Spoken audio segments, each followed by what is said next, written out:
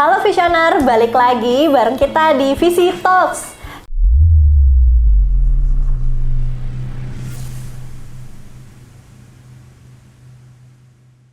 Nah, biasanya kita udah bahas seputar bisnis dan sekarang kita akan geser sedikit di Visioner. Kita bakal bahas tentang dunia pendidikan dari PT Genki Pranata Indonesia. Bersama saya Rehana Diva. Dan sebenarnya ini adalah perusahaan yang sekarang lagi berkembang banget dan berkomitmen untuk menghadirkan metode pembelajaran yang menyenangkan dan efektif untuk anak-anak Indonesia. Tak kenal maka tak sayang, sekarang saya udah ditemenin nih sama CEO-nya. Mungkin Bapak boleh perkenalkan diri Bapak kepada Visioner? Ya, halo Visioner. Perkenalkan saya Alexander, CEO dari PT Genki Pranata Indonesia. Oke, terima kasih Pak udah meluangkan waktunya. Mungkin sebagai informasi tambahan, PT Genki Pranata Indonesia ini nanti akan listing ya Pak di Visiku. Betul. Dan buat teman-teman semuanya, apabila ada yang tertarik nanti ke Genki, boleh nih nanti kita cek-cek di website dan pelajari Genki itu seperti apa. Cuma sebelum itu kita akan kulik-kulik dulu nih, PT Genki itu seperti apa bersama Bapak Alex. Oke Pak? Oke, siap. Nah Pak, mungkin tadi kan kita baru perkenalnya singkat ya Pak. Menjelaskan bahwa Bapak adalah CEO. Mungkin boleh diceritain sedikit Pak, profil Bapak seperti apa? Oke. Saya sendiri sebenarnya itu udah terjun di dunia education sekitar dari 2012. Jadi total ya udah kurang lebih 13 tahun ya. Tahun ini tahun ke-13. Memang saya itu dari dulu, ya awalnya sih sebenarnya nggak ada ini ya. Nggak sengaja aja sebenarnya. Oh, nggak kepikiran. Nggak kepikiran.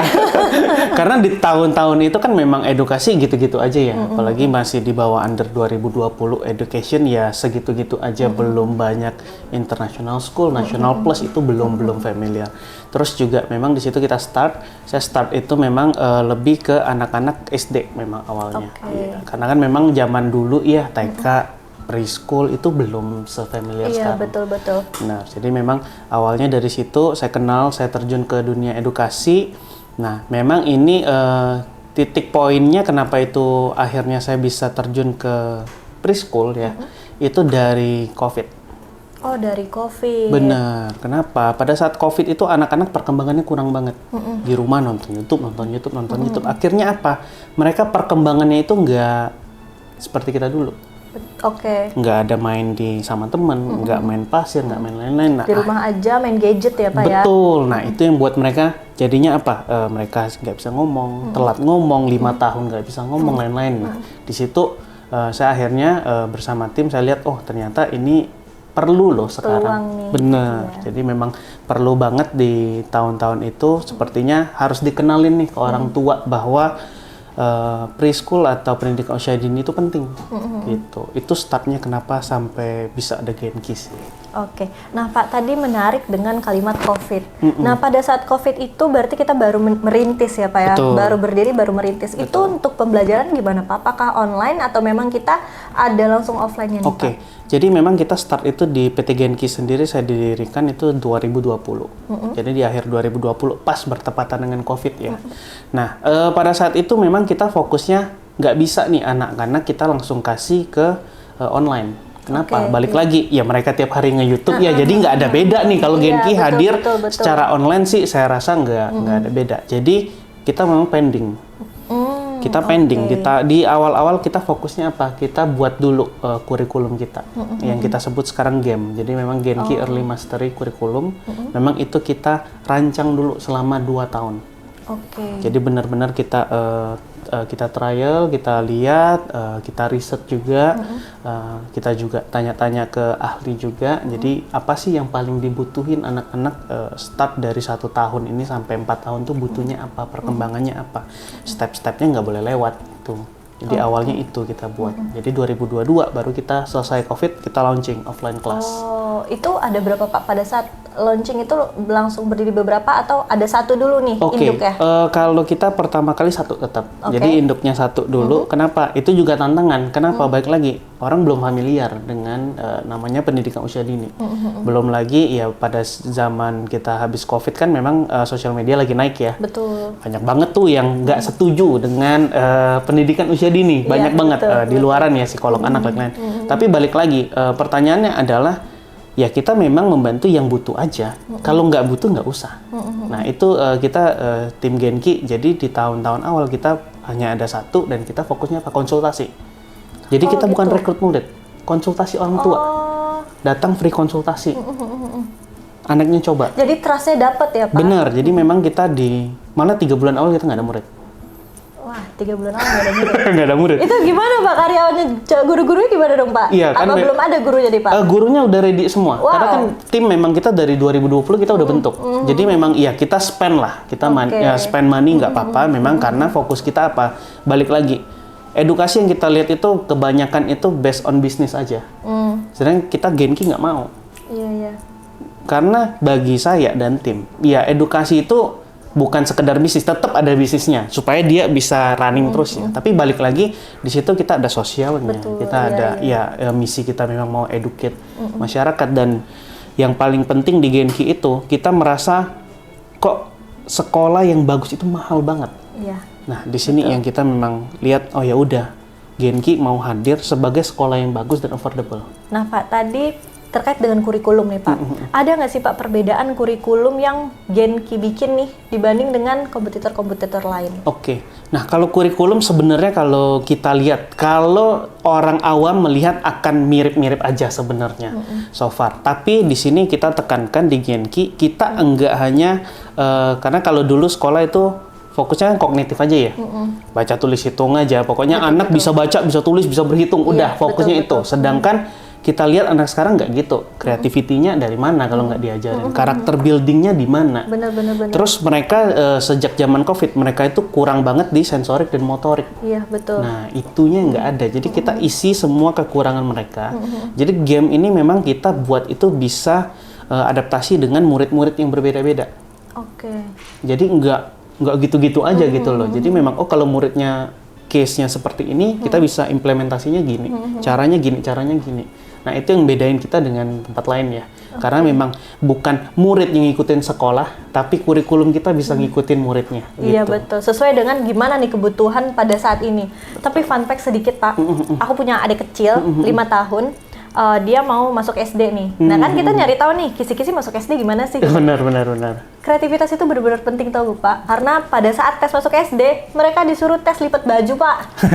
Yang nggak bisa lipat baju, itu nggak lulus. Oke. Jadi, wah itu dapat jawabannya sih Pak barusan. Tadi ini berdirinya pada saat COVID. Pasti di sana banyak tantangannya juga ya Pak. Apalagi tadi di awal Bapak juga udah sempat mention, di sana kita COVID, kita butuh media sosial juga dan yang lain. Itu kan baru sedikit tantangannya yang diceritakan. Mungkin boleh diceritakan lagi Pak terkait dengan tantangan Genki ini berdirinya gimana sampai dengan Genki bisa jadi saat sekarang ini. Oke. Nah, memang kita dulu Genki pertama kali itu lahir nggak dari kota besar. Kita memang start dari kota Jambi. Kenapa? Balik lagi. Saya itu sebelum buat Genki di kota Jambi, saya sudah survei ke kota-kota besar. Di kota besar ada nggak pendidikan usia dini? Pasti udah banyak. Balik lagi. Nah, yang kurang dapat manfaat apa daerah? Makanya kita balik ke daerah, kita jelasin di situ. Jadi tantangannya selain satu pasti dari 2020 bayangin sampai 2022 kita nggak jualan dong. Berarti di situ satu tantangan finansial pasti untuk Genki-nya sendiri. Nah kedua apa? Masyarakat belum paham apa pentingnya nih untuk anaknya. Kenapa harus ini? Kenapa harus itu? Kenapa sih anak 1 tahun ngapain sih sekolah? Iya. Di sekolah main aja kok, ngapain main aja di rumah? Ya benar kita. Makanya di situ tantangan kita lebih kemana? Konsultasi. Oke. Jadi orang tua itu sudah punya standar sendiri, orang tua itu udah punya pemikiran sendiri, jadi kita sulit masuknya. Nah, di situ memang tantangan terbesar kita, makanya selama 3 bulan awal, selain kita konsultasi, kita juga cari nih, apa nih bahasa yang paling gampang untuk orang tua nangkep. Preschool ini belajar apa lain-lain. Iya. Nah, jadi memang zaman itu fokus kita karena memang belum familiar, yang mungkin kita ganti lah nih bahasanya. Oh ini taman bermain, oh ini kelas bermain, oh ini kita kelasnya menggunakan bahasa Inggris. Nah itu yang kita sampaikan. Setelah masuk baru kita pelan-pelan. Jadi selain muridnya yang belajar di Genki, orang tua belajar juga. Ikut ya? Iya, karena mereka juga konsultasi terus. Kita buat sesi konsultasi secara gratis. Anaknya di dalam, di depan kita ada education consultant sendiri. Kita jelasin, oh di rumah harus gini, anaknya kurang ini, kurang itu. Nah itu yang tantangan terbesar sih, karena orang tua punya cara mengajar sendiri. Nah itu yang kita harus lurusin sih. Oke. Nah Pak boleh diceritain nggak Pak, sekarang Genki ini udah ada berapa preschool sih Pak? Oke, kalau Genki itu kita di penutup 2024 itu ada seperti berapa ya? 3, 4, 5 ya. Ada 5. Ada Itu 5. dari 2020. Dari 2022 berarti 2022. kan start ya. 2022 sampai 2024 kita ada 5. Di 2026 awal 2025 ini kita nanti ini sedang ongoing, itu juga ada di Sumatera juga di Pekanbaru. Itu juga coming soon project. Itu mungkin setelah Idul Fitri kita juga open, sama satu lagi kita mau buka di daerah BSD. Oke, nah Pak, ini kan kabarnya akan ke Sekuritas Crowdfunding untuk pembukaan cabangnya Pak. Ini Betul. cabangnya di mana sih Pak? Oke, untuk Sekuritas Crowdfunding kita untuk yang cabang BSD. Oke, cabang BSD. Kenapa sih Pak milih Sekuritas Crowdfunding untuk pembukaan cabang ini? Oke, nah jadi selama kita proses, jadi kalau Genki di 5 cabang lainnya atau 6 ya sekarang ya. Nah itu memang kita sudah ada, jadi banyak nih orang tua udah belajar, anaknya dapat manfaat nih di Genki. Oh Genki bagus banget ya, tapi di daerah saya nggak ada. Boleh nggak saya buka lain-lain? Nah jadi sebenarnya orang tua itu ingin berkontribusi juga nih di dunia pendidikan. Tapi balik lagi, modal, ya kan? Betul. Modalnya gede banget nih kalau mau buka sendiri. Masa kerja sama dengan Genki bisa nggak bisa aja gitu. Cuman modalnya gede banget. Maka kita cari, oh ternyata ada nih yang bisa cover teman-teman yang pengen berkontribusi di dunia edukasi, tapi modalnya mungkin nggak segede itu. Yaitu, modalnya nggak segede itu dan kita jadi merasa nih kita punya Genki. betul, gitu ya Pak? betul. Makanya kita pilih security crowdfunding. Benar. Pak, mungkin boleh di spill nggak Pak ke Visioner nih, buat teman-teman, buat para orang tua yang sekiranya pengen nih punya Genki dan terkendala modal tadi. Nah di sini kita juga ada yang lebih simpel nih dan modalnya lebih kecil gitu. Mungkin boleh di spill Pak, minimal investasinya bagaimana dan nanti returnnya gimana Pak? Oke, nah kalau dari security crowdfunding sendiri itu setahu saya start dari 200.000 ya. Oke. Ya. Jadi start dari 200.000 itu Visioner udah bisa nih punya bagian untuk menjadi perubahan lah di dunia edukasi. Nah ini juga dari return kita kasih itu per bulannya itu 1%. 1%. Per tahunnya 12% Oke, untuk jadi returnnya. 12% per annum ya Pak ya? Betul, betul. Oke, nah Pak mungkin buat closing statement, tadi Bapak juga udah sempat spill nih buat teman-teman yang mau join, boleh banget ya, start dari 200.000 dan returnnya 12% per annum. Mungkin dari buat Bapak ada motivasi, kata-kata motivasi Pak buat orang tua di luar sana? Iya, sebenarnya bukan kata-kata motivasi sih ya, jadi ya mungkin recap sedikit aja. Boleh. Jadi ya untuk orang tua di luar sana, itu ya kalau ingin berkontribusi di dunia edukasi itu boleh banget ya gabung ke kita, ke Genki. Dan Genki memang punya visi yang cukup gede, itu dimana kita pengen ada di setiap tempat dan menyediakan pendidikan yang affordable tapi kualitasnya tinggi. Oke, baik.